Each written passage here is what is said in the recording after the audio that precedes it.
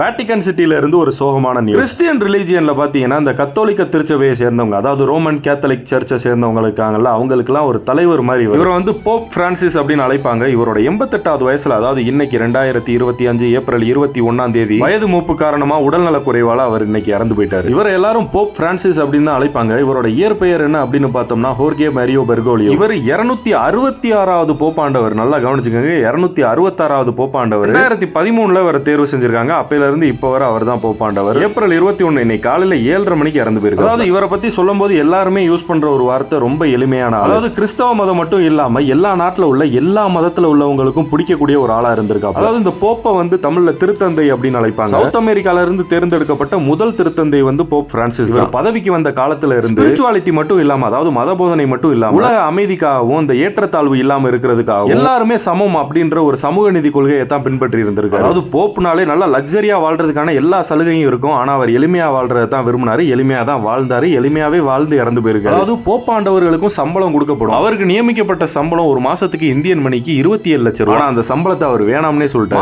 மாசம் அந்த காசு மொத்தத்தையும் சர்ச்சுக்கும் ட்ரஸ்ட்டுக்குமே கொடுத்திருக்காரு. இதுக்கு முன்னாடி இருந்த எந்த போப்புமே இதை பண்ணல, இவர் தான் பண்ணிருக்காரு. அதனாலதான் இவர் இறந்துட்டாருன்ற செய்தி உலகத்துல உள்ள கிறிஸ்தவ மக்கள் மட்டும் இல்லாம இவரை பத்தி தெரிஞ்ச எல்லா மக்களையுமே துக்கத்துல ஆள். கிறிஸ்டியன்ஸ்னாலே 2 பெரிய ஃபெஸ்டிவல் தான், ஒன்னு கிறிஸ்மஸ், இன்னொன்னு ஈஸ்டர். இயேசு உயிர் தெழுகிறதா அவங்க நம்பி கொண்டாடுற அந்த ஈஸ்டருக்கு மறுநாள் இறந்து போயிருக்காரு. கேள்விப்பட்டவரை ரொம்ப நல்ல மனுஷன். Rest in peace Pope Francis ஹோர்கே மேரியோ பெர்கோலியோ.